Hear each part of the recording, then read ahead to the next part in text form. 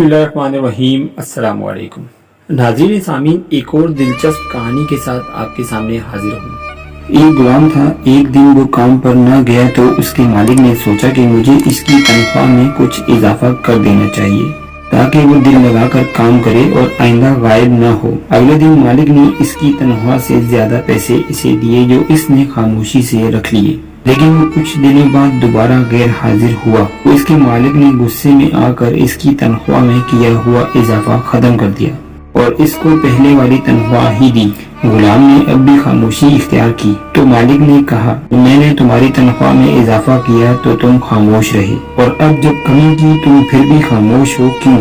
तब गुलाम ने जवाब दिया, जब मैं पहले दिन गैर हाजिर था उसकी वजह बच्चे की पैदाइश थी और आपकी तरफ से तनख्वाह में इजाफे को मैंने वो रिस्क ख्याल किया जो वो अपने साथ लेकर आया है, और जब मैं दूसरी मर्तबा गैर हाजिर था तो उसकी वजह मेरी माँ की वफात थी और आपकी तरफ से तनख्वाह में कमी को मैंने वो रिस्क ख्याल किया जो वो अपने साथ वापस ले गई है। फिर मैं इस रिस्क की खातिर क्यों परेशान रहूं जिसका जिम्मा अल्लाह ने खुद उठाया हुआ है।